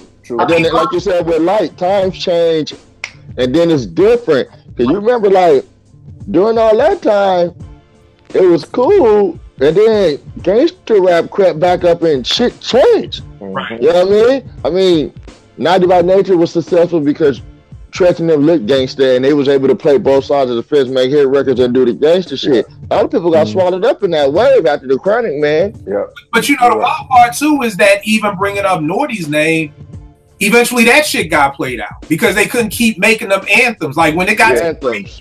North Town niggas is the crazy. Like it's like just stop, stop stop. Like, but remember I said, gimmicks don't last. They don't. And that was the thing that and Naughty kept trying to come back with another anthem. Same thing with Jeff and Prince. I mean, as much as I love him from Philly, like, come on, I think I could beat Mike Tyson, Nightmare on My Street. Like, just stop it. Like, but that was their formula. It's like other parents don't understand. I think I could beat Mike Tyson. You know, we doing this Freddy thing, Nightmare on Elm Street. It's like, like if it wasn't for Summertime, I really think them dudes would be at the bottom of the ocean. One cat that seemed to figure it out, Ludacris seemed like he understand that we don't need no more of him, and I don't hear nothing bubbling for him, and I can appreciate that. He was going to be one of my picks because the gimmicky shit, but he stopped. He ain't doing it no more. So it's like you can still respect what he done. He was amazing for his scene and for the game. Period. Ludacris is very skilled, but he stopped. You know what I mean? Because his shit won't work now. But I'm wondering, did he stop because Hollywood came knocking? No matter why. Don't matter. You know, he stopped. Well, I mean, here's the hard part. It does matter because if Hollywood comes knocking, now I don't have to worry about my bills. So exactly. Because like if I don't have Hollywood knocking on my door and I'm not in the Fast and the Furious series, maybe I do got to keep making these albums to keep this rent up and keep in school and everything like that. So it's much easier to walk away if Hollywood is knocking on your door. You can easily, but I see what you're saying because maybe Luda believes, I just don't have a lane anymore. So instead of continuing to make this music, let me just fall back. Maybe I'll do a verse here and there, but like I'm gonna just step away from the game. Yeah, because Hollywood get paid up front. You know, the movie bomb or not, you get your check, you know? Right. Versus all the work you got to put in for an album. I got to spend 5 months making the album. I got to do radio. I got to do all of this. So it's just easier for me to go out here in Hollywood, shoot for 3 weeks, get this check, and call it a day. Porsche, what's next? I got AZ, and I love AZ. That's a good one. That's a great one.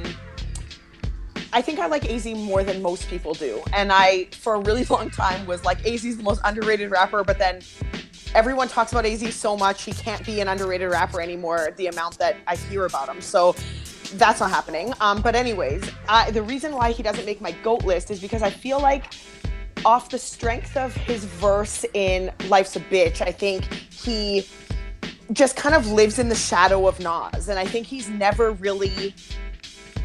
I think that's pretty much sums it up perfectly, is that AZ just tries to live in the shadow of Nas or how he was back then. And it's just like, I don't know. I don't think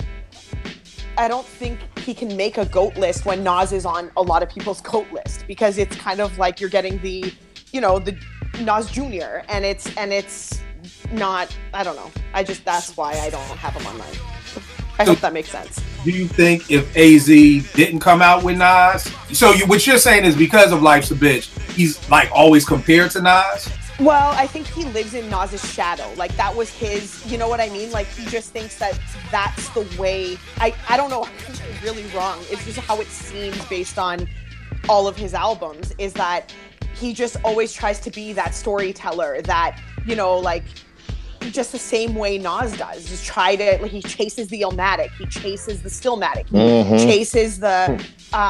he chases the it was written, and he comes up short. Like he's not Nas. And it goes back to what Cash was saying about how you try to do what your colleagues do and your teammates do in that way, and then you're not in your own lane anymore, and now you're like looking for a lane, or you're looking to to fit in a lane, and then you can't because it's not in your, I don't know, like you can't do it because you're trying to be somebody else. So that's what I think. Yeah, and it's funny because I know AZ, I'm looking at this Do or Die, and I mean, I thought it could have been a much better album. You know what I mean? It started off strong as hell. Yeah. I love that album. I actually love AZ's albums. I have nothing. I can't complain about them. It's just I have Nas on my GOAT list. I can't put AZ there. I won't go that far now. I don't love all of them albums. I felt the Future boxed him in because it wasn't his personal introduction. It was on the iconic album, and he was just a part of that. And then it was just like I mean, it's just like the league. Labels back then it's microwave. Even if we don't even know if we ever even got an honest AZ album because the pressure has always been there to live up to that verse and to what that album was. So I agree with Porsche wholeheartedly. I don't even like. I could never really get into him for that reason alone because his introduction kind of crippled him. And the funny thing to me is that I thought I wasn't a big Uncut Raw was cool. Give Me Yours was crazy. Ho Happy Jackie, Rather Unique. I didn't like I Feel You. Sugar. Like to me, this could have been a dope album. I just think one of the things that probably hurt AZ was not just the Nas verse, but when I think back to the video for Dead President, and he's in there playing Monopoly with Jay-Z and Biggie, and it's like that Sesame Street shit. Like, which one of these motherfuckers don't belong here? Like, right on that level. Yeah, like, you forgot Smooth the Hustler was there. Oh, It was a Brooklyn thing. Oh, okay. Yeah, so I didn't. Yes, he just left Smooth off. I never even noticed Smooth in the video. But I think and I just don't think that he ever really. I don't know what his lane was because I think maybe like y'all are all saying he was trying to be the Big Willie dude. You know what I mean? But he really wasn't the Big Willie dude. He's one of those artists who I would have thought would have been really dope with an executive producer. You know what I mean? Who maybe could have helped. Because again, I'm not a fan of his beat selection. You know, I think is a tremendous spitter. I mean, when I listen to Rather Unique and Give Me Yours and Ho Happy Jackie, I feel like he is spitting. So I never felt like I let down from Life's a Bitch. For me, the producer and me just never liked his production. But that's a good pick. That's a good pick, Porsche, with AZ. You about to say something, Porsche? No. I'm good. All right, Nick, who you got?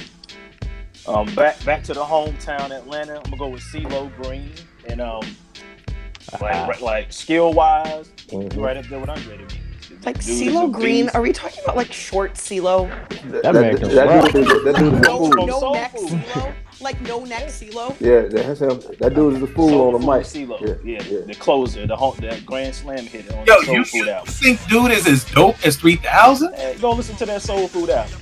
Come on, man. I mean, a lot of people got that argument off of Soul. Yeah, I've heard that. I mean, I'm not. Even the standard. I just don't know if he. I just look at them two niggas as two different atmospheres. But you got to think. You got to think. Hold on. I think if I'm hearing Nick correctly, because I agree with him on the Goody Mob album, I needed to hear CeeLo and everybody else maybe. You know, exactly. I had them ranked CeeLo. Oh, okay. I see what you're saying. CeeLo, Gip. It was like listening to Onyx. You waiting to hear with Sticky Fingers. Right. Okay, I see what you're saying. So he was the closeout man. Even on Still Standing, but when he got to his solo stuff, he tried to be experimental. He got all weird and shit doing that. With Danger Mouse? What's the shit? Crazy. Nas Barkley and shit like that. Oh yeah. Boy, he got paid though, homie. Holy, I forgot about that. But here's the wild part. I forgot about that. They play for every grocery store in America. But here's the wild part. How did CeeLo fall off? Because I feel like he's no longer talked about. So even with the Nas Barkley, like that was bro. He didn't fall off, dude. This dude writing hits with Mars and doing. Yeah, he went Hollywood and now he's making that residual back. And he went F y'all rap money. He went underground for a minute too, because he had a case where he was supposed to get somebody some ecstasy or some shit like that. So he's behind the scenes now. That's where that nigga got canceled. Yeah. Because at a point, because I'm like, he had Nas Barkley, he had the song "F You," which was everywhere. You know, that was a dope ass album too. I forgot the name of that, but that joint with the "F You" on there was crazy. But that's what it was, Cash. It was something about ecstasy and rape or something. Because he lost his TV gig and all that. Yeah. That's what happened. All right, cool. But me, I'm talking about rapping. Just how you felt with Lauryn Hill when she came out with the solo and she's singing. Right. CeeLo started doing more singing than rapping. Mm-hmm. And then that was my problem. Like, I want to hear CeeLo rap. Yeah, this joint right here. The Lady Killer. Yeah, that's cool. That's cool. But I feel what you're saying as far as rap, and I think maybe that's the hard part because whenever Bruce named Fonte, whenever these rappers can sing too, No doubt. I mean, and it's more lucrative. Yeah. right? It's more You gotta roll with that. Yeah, you gotta pay them. Yeah. You're gonna get more features, things like that. So, Songwriting, because he wrote Pussycat Dolls. Man, I'm watching Teen Titans Go with my grandson, and CeeLo Green on there singing "Nights Begin to Shine." So there we go. Bro, He cashing them checks. yes, sir. yeah. Songwriting is All right, I feel that, Bruce. So you got for your last one? Last one, I'm gonna go Vince Staples. Okay. I like Vince. Yeah, I love Vince Staples. Probably my favorite rapper of this era, or damn near. Question: Who the fuck is Vince Staples? Vince Staples from Northside Long Beach. Dude. Good Def Jam. I gotta send you this. Yo, is this the dude who always cracking jokes? Yeah. And this is, and I'm gonna get into that. I'm gonna get into that. I know I'm good. I'm good now. I'm good. Yeah. I know who he is. He's always funny. He was the one who was like, I ain't freestyling all the time. Y'all want to call me up here to freestyle? I only freestyle play. Yeah. All right, I got you. Yeah, that he had that mixtape with Mac Miller, Stolen Youth, and the outro on that is probably my favorite song ever. Wow. Because basically it was like, I'm from Long Beach. He was just giving his story about Long Beach, and I've been a fan ever since that day. And then the thing that's holding him back probably is his interviews are doper than his music. And that's no shot to his music. His interviews are just, yeah. All right. His personality overshadows the music. There's a lot of that going on in these days and times. So what is it that keeps him off your GOAT list? That and that, because I think he's one of the best rappers out right now. But he doesn't get mentioned in that because of his interviews. People think of his interviews before they think of his music. Even though he's dropped nothing but great albums, in my opinion. Right. Even his experimental album, Big Fish Theory, that was a very experimental album, but I still loved it. He has the most entertaining Twitter TL of all time, I swear. Exactly. And I don't even care about what his music is. I'm like, what is he saying on Twitter? Because that shit is hilarious. Exhibit A. All right. And I want to say, wasn't he on that joint with Calm for Kingdom? Yeah. All right, cool.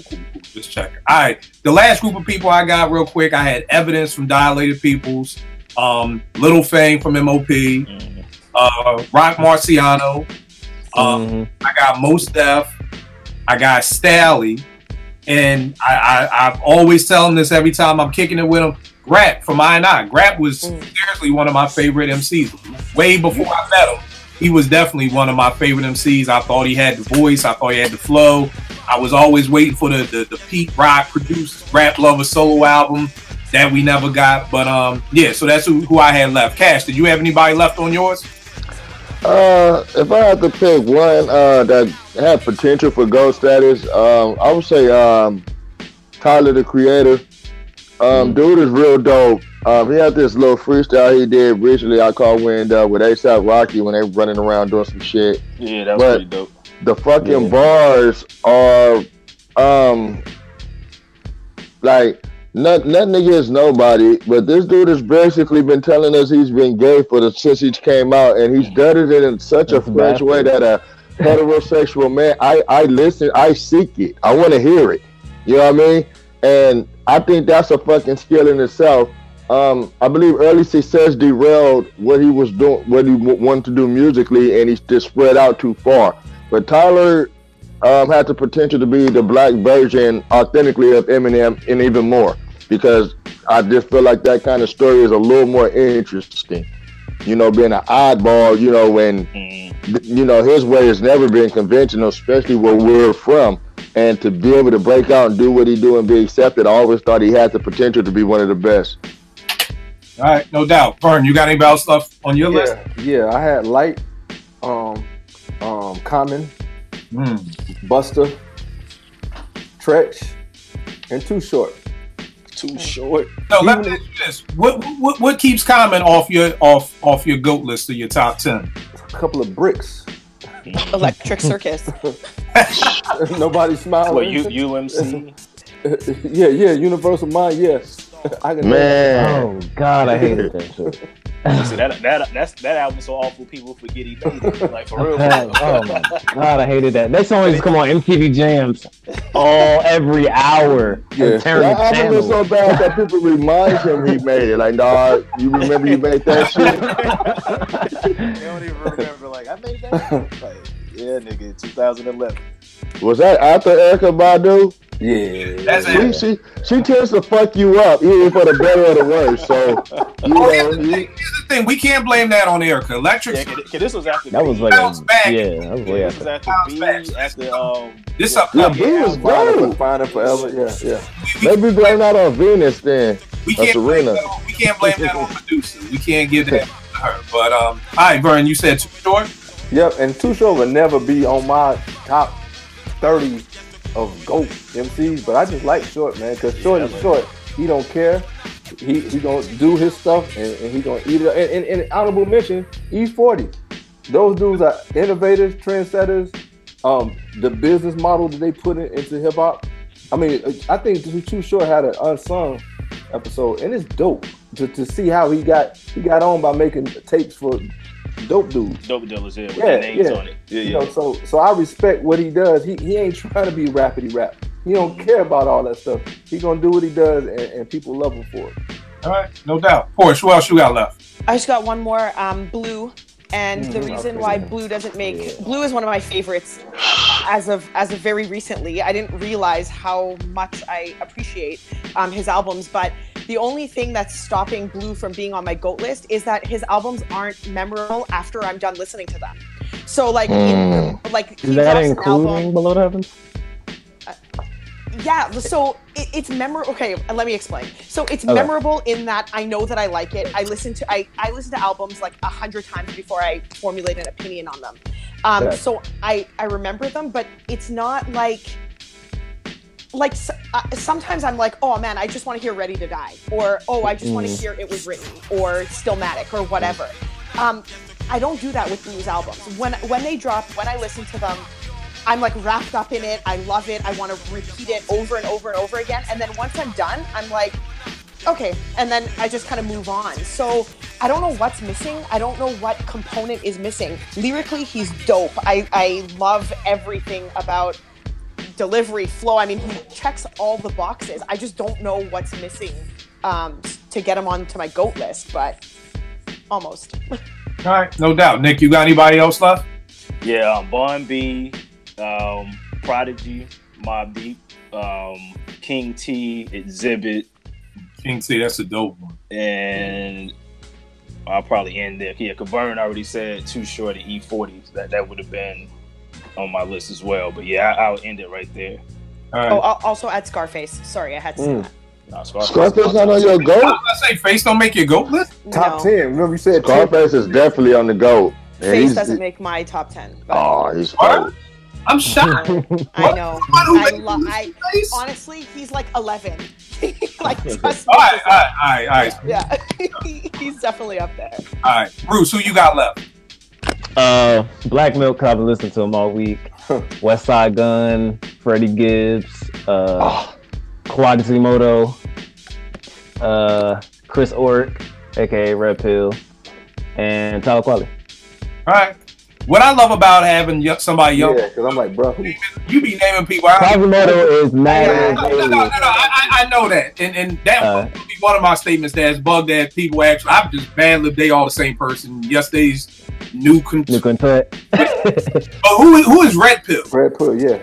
He's with Mellow Music Group. I actually did a song with him on his last album. I produced a song with him on his last album. Okay, that's dope. His first. Well, not his first album. His first Mellow Music album was Look What Did It to Us, and that's one of the best albums of the decade, in my opinion. And that's why I became a fan ever since. All right, I gotta check this dude out named Red Pill. All right, he's from Detroit too. You from the D? All right, cool. That's what's up. Real quick, two things. Me and Cash have been working on something. And so we got a joint. I hit him up. This is always what me and Cash do. And I wanted to salute him on the show for this, is that whenever I have an idea to do something big about life, in music, I always call Cash first. We did a joint called Control-Alt-Delete that was about everything that happened in Charlottesville, Virginia, with the Klan and all of that stuff. Whenever something happens, he's the go-to MC for me, that when I want to talk about real life shit that I go to. And I wanted to salute him for that. And his turnaround time is sick, because when you're talking about making music that culturally fits into a certain time, you don't have time for a nigga to take 2 months to write it, because now nobody gives a fuck about it 2 months later. So I need somebody who can do that quick turnaround. So Sunday I'm in the crib, and this is where I talk about energy, when I'm always like energy. Like I'm going through IG, I see this post Cash, like something about spitting bars. I'm making a beat. I'm like, yo, we gotta do something for Nipsey. I remember this beat I had. I hit Cash on Sunday, like, yo, you with it? He was like, yeah. The next fucking day, song done. Song is incredible. Song is bonkers. We gonna drop it on Monday. Cash made a good call. I wanted to drop it today. He said he thought that may have been too intrusive. Like, we was trying to get on the hype of that. But, you know, more importantly than anything, I'm saying this to salute him, and also to say to people who are thinking is being intrusive, I come from an era in hip hop where you salute people. You know, the greatest song that most people believe in is Trouble T-Roy's They Reminisce Over You. You know, and we're at a time and now with music and just everything that, like I told Cash, if somebody thinks I'm going to a nigga from LA to do this song, you know what I mean? Like, whoever could think an LA dude showing love to Nipsey is being intrusive or trying to live off his hype, I don't even understand you new school motherfuckers, to be honest with you. Like, I can't even understand anybody thinking that. So, Cash, I want to salute you first and foremost, good brother. Thank you. Yeah, thank you, bro. Thank you for thinking about me in that way. It's a dope song. I think y'all gonna like it. It's pretty cool. You got the email, the different mix today, right? I got it. But I wanted to salute you on that, because that's something, that's an energy that just me and Cash have. I work with a lot of great MCs, but when it comes to like big shit, when shit happens in the world and I want to make something big, I always go to that man. He never lets me down. 2, everybody, you know, is on this Nipsey Hussle, RIP Nip, marathon continues, all that good shit. This is what I need y'all mofos to do, because the problem is I love the hashtag the marathon continues. I'm gonna be running it from forever.